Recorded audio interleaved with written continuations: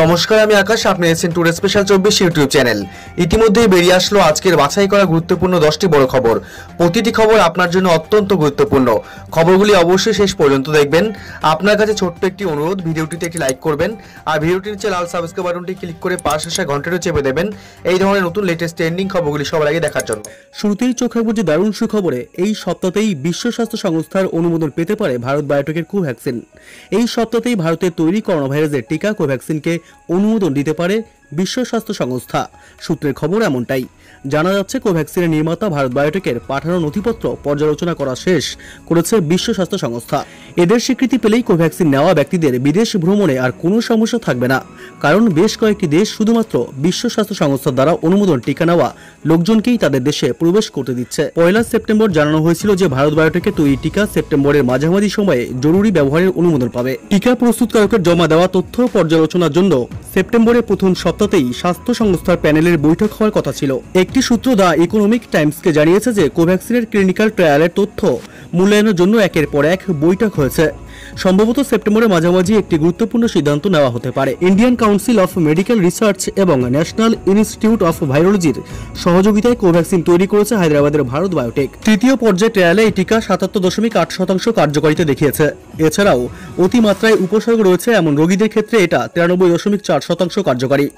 Delta রূপের বিরুদ্ধে কোভ্যাক্সিন 65.2% কার্যকারী। পরবর্তী খবর, ভবানীপুর উপনির্বাচন মামলার দ্রুত শুনানির আর্জি খারিজ কলকাতা হাইকোর্টের।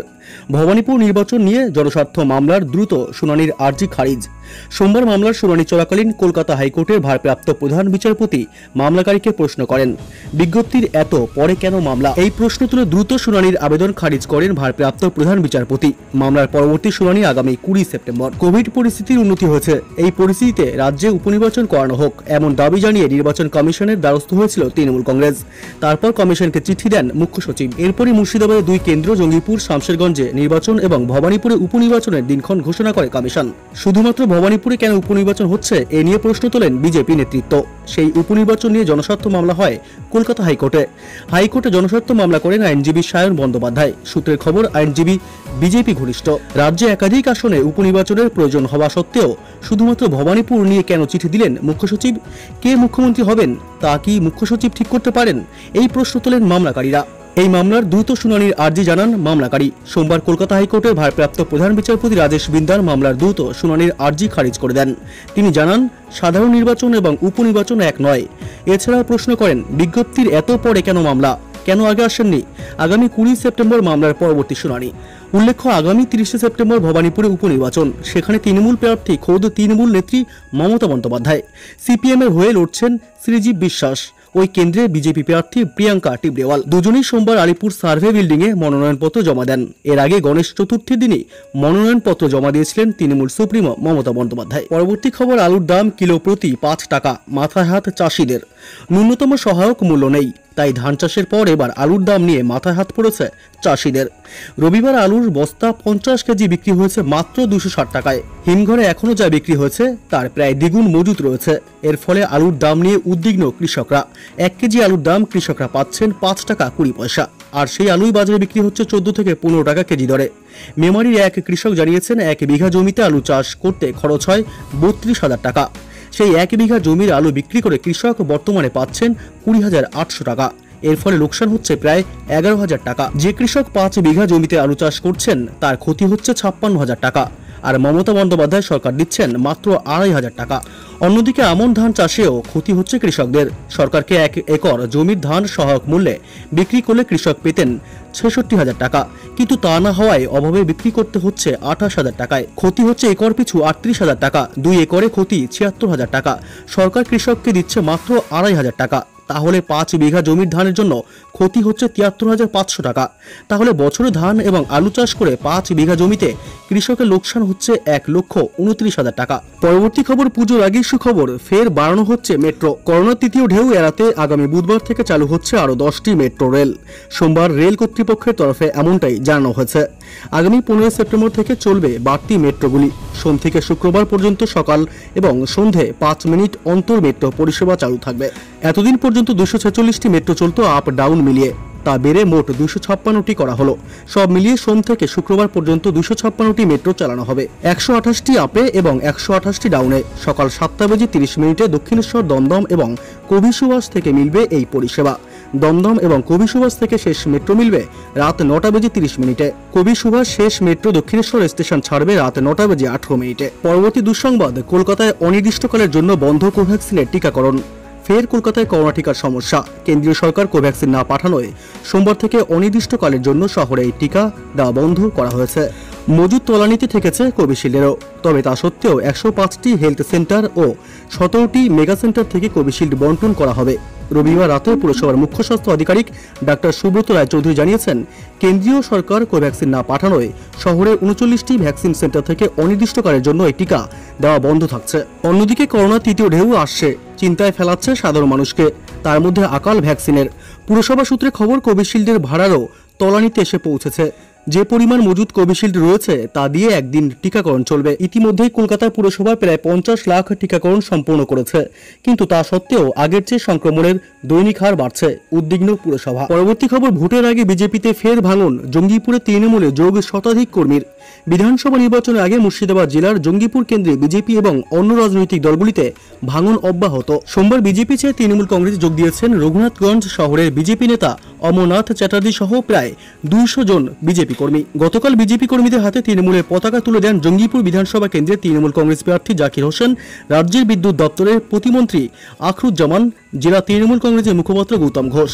প্রসঙ্গত, সম্প্রতি কানুপুর, জরুল, জামুয়ার গ্রাম পঞ্চায়েত এলাকা থেকে প্রায় 500রও বেশি বিজেপি, কংগ্রেস এবং বাম দলের কর্মীরা তৃণমূল কংগ্রেসে যোগ দিয়েছেন। এর ফলে ভোটের আগে শাসক দলের শক্তি জঙ্গিপুর বিধানসভা কেন্দ্র অনেকটাই বাড়ল বলে মনে করছেন রাজনৈতিক মহল। দলত্যাগ বিজেপি নেতা অমরনাথ চ্যাটার্জি বলেন, বহু আশা নিয়ে বছর দুয়েক আগে আমি তৃণমূল কংগ্রেসের রঘুনাথগঞ্জ টাউন সভাপতির পদ ছেড়ে বিজেপিতে যোগ দিয়েছিলাম, কিন্তু বিজেপিতে গিয়ে আমি দেখলাম আমাদের পক্ষে ওই দলে খাপ খাওয়ানো সম্ভব নয় এবং আমরা সাধারণ মানুষের হয়ে কোনো কাজও করতে পারছি না। তাই আমি আবার পুরনো রাজনৈতিক দল তৃণমূল কংগ্রেসে ফিরে এলাম। রাজ্যের প্রাক্তন মন্ত্রী তথা জঙ্গিপুর বিধানসভা কেন্দ্রের তৃণমূল কংগ্রেস প্রার্থী জাকির হোসেন জানিয়েছেন, রাজ্যের মুখ্যমন্ত্রী মমতা বন্দ্যোপাধ্যায়ের নেতৃত্বে 69টি উন্নয়নমূলক প্রকল্পের সুবিধা বর্তমানে রাজ্যের সাধারণ মানুষ পাচ্ছেন। অন্যদিকে কেন্দ্রের বিজেপি সরকার রেল, এলআইসি, এয়ার ইন্ডিয়ার মতো লাভজনক সংস্থাকে একের পর এক বিক্রি করে দিচ্ছে। এর ফলে আগামী প্রজন্মের যুবক যুবতীরা আর সরকারি চাকরি পাবেন না। তাই সাধারণ মানুষ বিজেপিকে ঘৃণা করতে শুরু করেছে। পরবর্তী খবর, পেঁয়াজ কিনতে গিয়ে চোখে জল আসতে পারে উৎসবের দিনে। দাম বাড়ার আশঙ্কা আবারও। বেশিরভাগ ভারতীয় পরিবার খাওয়ার ব্যাপারে পেঁয়াজের উপর নির্ভরশীল, আর সেই কারণে আগামী উৎসবের মরশুম থেকেই পেঁয়াজের দাম বাড়বে বলেই আশঙ্কা প্রকাশ করা হয়েছে। গোটা ভারত এবার বর্ষার খামখেয়ালিপনার সাক্ষী থেকেছে। চলতি বর্ষার মরশুমে কোথাও প্রয়োজনের তুলনায় বেশি বৃষ্টি হয়েছে, কোথাও আবার শ্রাবণের অঝোর ধারার কারণে প্রবল ক্ষতি হয়েছে খারিফ ফসলের। তারই প্রভাব পড়তে পারে পেঁয়াজের দামে। পেঁয়াজ কিনতে গিয়ে চোখে জল আসতে পারে বলেও আশঙ্কার কথা শুনিয়েছে এক বেসরকারি সংস্থা।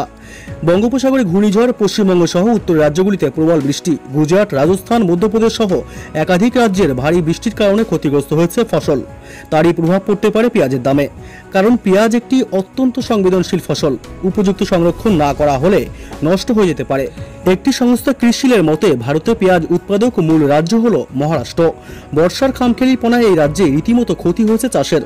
মহারাষ্ট্রের ফসল রোপণের ক্ষেত্রে যেসব চ্যালেঞ্জের মুখোমুখি হতে হয়েছে তারই কারণে 2021 সালে কিলো প্রতি পেঁয়াজের দাম 30 টাকার বেশি হবে। কৃষিল চলতি বছরে 2018 সালের তুলনায় 100% দাম বাড়ার পূর্বাভাস দিয়েছে। অন্যদিকে শীতকালে দাম এতটাই বাড়তে পারে ক্রেতার দুর্ভোগকে আরও বাড়িয়ে দেবে বলেও আশঙ্কা প্রকাশ করা হচ্ছে। গত বছরে এমন সংকটের মুখোমুখি হতে হয়েছিল। অগাস্ট এবং সেপ্টেম্বর মাসে আকাল বৃষ্টির কারণে পেঁয়াজ চাষ ক্ষতিগ্রস্ত হয়েছিল। 2018 সালের তুলনায় গত বছর পেঁয়াজের দাম দ্বিগুণ বেড়ে গিয়েছিল। গোটা ভারতে পেঁয়াজের চাহিদা মেটাতে 3টি মরশুমেই চাষ করা হয়। দেশে প্রতি মাসে আনুমানিক 13 লক্ষ টন পেঁয়াজ লাগে।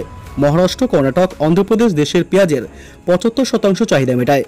কিন্তু চলতি বছরই 3টি রাজ্যে অতিরিক্ত বর্ষার জন্য চাষের ক্ষতি হয়েছে। কৃষিলের মতে পেঁয়াজের মূল্য বৃদ্ধি রুখতে পদক্ষেপ করেছে সরকার। ইতিমধ্যেই 90% পেঁয়াজ সংগ্রহ করা হয়েছে। 2 লক্ষ মেট্রিক টন পেঁয়াজ মজুত রাখা হয়েছে। পাশাপাশি রাজস্থান, হরিয়ানা, মধ্যপ্রদেশের মতো রাজ্যগুলিকে পেঁয়াজ চাষ বাড়াতে পরামর্শ দেওয়া হয়েছে। আশা করা হচ্ছে চলতি বছর পেঁয়াজের উৎপাদন 3% বৃদ্ধি পাবে। তবে মহারাষ্ট্রের পেঁয়াজ উঠবে সময়ের অনেকটাই পরে, যার কারণে দাম বাড়তে পারে বলেই আশঙ্কা করা হচ্ছে। পরবর্তী অতি গুরুত্বপূর্ণ স্বাস্থ্যসম্মত খবর, শরীরে প্রোটিনের অভাব রয়েছে? কোন কোন লক্ষণ দেখলে সাবধান হবেন? শরীরে প্রোটিনের অভাব প্রায়ই খাদ্যাভ্যাসের গোলমালের কারণেই ঘটে, কিন্তু দৃশ্যত এটি অনুভূত হয় না। কিন্তু পরের বার এটি একটি বড় সমস্যা হতে পারে। কয়েকটি লক্ষণের দিকে মনোযোগ দিলেই প্রোটিনের ঘাটতি বোঝা সম্ভব। জেনে নিন সেগুলো। প্রথমত, দুর্বল শরীর। এটি প্রোটিনের অভাবের প্রাথমিক লক্ষণ। শরীর দুর্বল হয়ে পড়ে, কোনো কাজেই উৎসাহ পাওয়া যায় না। দ্বিতীয়ত, জোর কমে যাওয়া। শরীরে জোর কমে গেলে বুঝতে হবে প্রোটিনের অভাব হচ্ছে। তৃতীয়ত, খিদে বেড়ে যাওয়া। যখন শরীরে প্রোটিনের অভাব হয় তখন খিদে বেড়ে যায়। যদি পরিপূর্ণ খাবার খেয়েও খিদে লাগে তাহলে বুঝতে হবে শরীরে প্রোটিনের ঘাটতি রয়েছে।